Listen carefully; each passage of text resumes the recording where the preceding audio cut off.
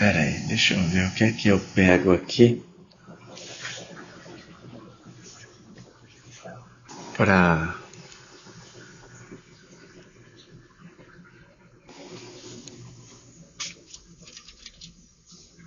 Tinha 3 coelhos aqui. Tem que pegar alguma coisa. Tem esse senhor aqui também que está num canto, sozinho. Mas, ô Tom, como é que a gente termina isso, hein?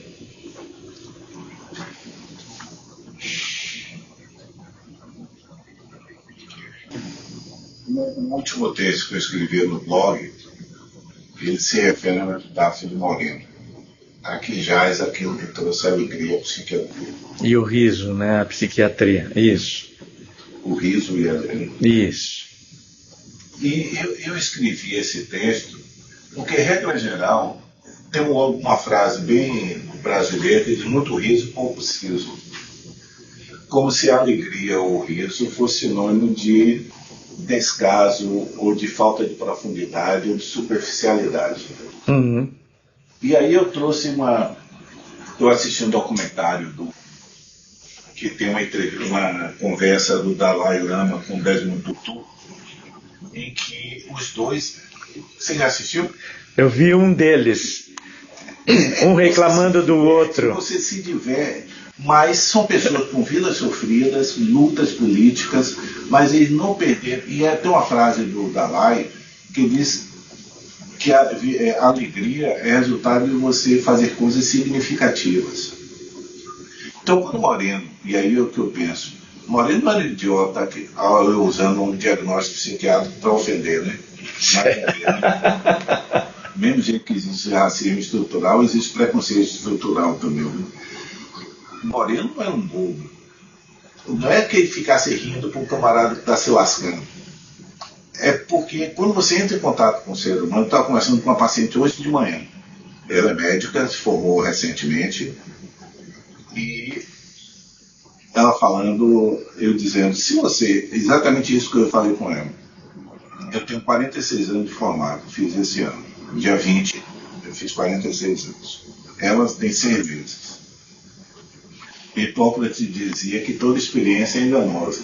Então ela comete um tipo de erro por ser inexperiente. Eu cometo outro tipo de erro por ter experiência demais, mas todo mundo erra. Eu disse, tem um nível de ansiedade que ela é necessária para a operação. A ansiedade, vamos dizer assim, operacional. Se cada paciente que entrar, aquilo for tanto faz como tanto fez, eu automatizei o que está fazendo. Qualquer artista que seja um grande artista, ele, antes da coisa, ele não sabe o que vai acontecer. Essa sensação é que coloca a pessoa num ponto ótimo. É como se vai começar a dirigir um grupo que está cagando e andando, andar em canto de mundo. É necessário ter isso. Então eu acho que a possibilidade de você lidar com pessoas, e essa é toda a minha... Eu devagarzinho, acho que antes de morrer eu vou descobrir exatamente o que é que eu estou fazendo aqui, mas que juntar na minha experiência um atendimento que, por exemplo, quando as pessoas perguntam, você usa remédio? E sim, eu acho que uma outra coisa que eu penso, do ponto de vista psicodramático, para quem são psicodramatistas e estão me ouvindo, o remédio é um ego auxiliar químico. Qual é a definição de ego auxiliar? É uma pessoa que realiza pelo outro que aquele momentaneamente não pode fazer, a grosso modo. A criança pequena é a mãe, e no palco, o ego auxiliar, ele vai ser o braço do diretor dentro do palco e o representante do paciente. Não é isso que o remédio faz. Então, eu uso o remédio, vamos dizer assim, dentro de um contexto psicodramático. Em que sentido? O paciente tem voz, tem... Quantas vezes a gente troca de posição para ele me explicar o que eu expliquei para ele? Então, porque uma coisa que eu aprendi ao longo do tempo é que pouco importa o que você falou, o que importa é o que o outro escutou. Certo. Então, o que eu vejo é assim, meus pacientes de psicoterapia, eles me escolhem não por psicodrama, e me escolhem porque foram referidos, como eu digo, é sempre dentro de uma rede. Se eventualmente eles quiserem ser medicados, isso vai estar dentro do processo que a gente está fazendo. Mas o psicodrama ajuda mais a psiquiatria. O psicodrama, para mim, é uma ferramenta ou é uma disponibilidade para o psiquiatra de dar uma sensação de, como é que eu diria? É o que Moisés dizia quando ele fazia oficina de teatro espontâneo. Se você não souber fazer nada, faça algo. O outro vai responder. Então, quando eu não sei o que fazer, eu pergunto ao paciente, literalmente, eu digo, rapaz, você me deixou confuso. Ele me deixou confuso, eu não entendi o que você falou. Isso acontece muitas vezes, por exemplo, em outras circunstâncias acontece, não está sendo só aqui que o outro não te entende. Como é isso? Por isso que os pacientes muitas vezes se surpreendem, porque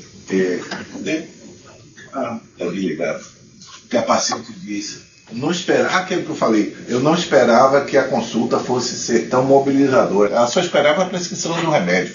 Por isso que eu insisto tanto com remédio. Remédio é a última coisa que você faz. Antes disso, tem um vínculo. Se não, o remédio, imagine. Eu prescrevo para você, nós temos um péssimo relacionamento terapêutico com um profissional médico e paciente. Vixe, o que você vai me prescrever?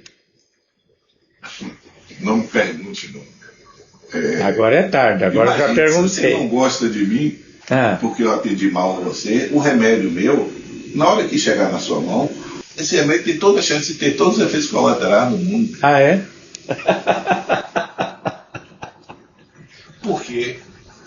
Porque o remédio é a representação do médico. O médico está no remédio que ele passa. Se você não criou o vínculo, o remédio é só remédio. Certo. Se você estabelece um vínculo, o paciente toma um remédio, ele vai melhorar por causa do remédio, mas se ele suspender o remédio, eu digo sempre ao paciente, se deixe de tomar o remédio, você não deixa de ser meu paciente, não. Eu continua me dando notícia. Não é só porque você toma remédio de ser meu paciente. Então, há duas coisas para a gente, se a gente está finalizando. Uma é a enorme possibilidade do psicodrama dar liberdade ao psiquiatra de poder fazer o que é necessário para estabelecer o vínculo com o seu paciente. E a outra, falando do bloco, eu volto a insistir, é que o psicodrama não é porra-luquice nem teatrinho. E ele tem toda a fundamentação teórica, se você se dispuser a aprofundar e pensar sobre ele, para ler como qualquer outra, pode ser junguiano, todo mundo lê, só o psicodramatista parece que não usam os conceitos psicodramáticos para se relacionar com o mundo. Coisa que Sérgio Perazzo faz e muito. Ele está sempre lendo tudo o que acontece, sem usar nenhuma terminologia de outra. Então, para mim, o psicodrama tem a potência suficiente de ação, precisa ser vivenciado para poder ser valorizado, porque senão soa estranho. Né? Como eu disse, Moreno escrevia mal, quando ele se contrapõe a Freud e Jung. E a psiquiatria, o que mais se beneficia do psicodrama é a psiquiatria, para mim. A psiquiatria ajuda o psicodrama algumas vezes, mas como benefício imediato, o psicodrama traz mais para o meu papel de psiquiatra do que o psiquiatra para o de psicodrama. Certo. Então, mesmo nos vídeos, eu estou sempre procurando incluir as pessoas que estão do outro lado para pequenas experiências que elas possam fazer. E, então, para terminar, eu acho que essa é uma área tão nebulosa, porque as pessoas ao mesmo tempo têm medo, desconhecem e não procuram conhecer. E por causa disso, a área psiquiátrica termina acontecendo das pessoas conhecerem as palavras e não conhecerem os conceitos. E reagirem às palavras pelo que elas sabem. Eu já tive uma paciente, uma família, o paciente tinha transtorno obsessivo compulsivo. Quando eu falei que tinha transtorno obsessivo compulsivo, ela disse, doutor, já me disseram que esse espírito é obsessor mesmo. A palavra que ela conhecia era obsessor. Ela não conhecia o conceito de obsessivo compulsivo. Mas para ela era obsessor. Então, isso na área psíquica. E na área psicodramática, uma coisa que eu venho pensando. O maior beneficiário do psicodrama não é o paciente, é o psicodramatista. Certo. Acho que é assim que eu encerraria.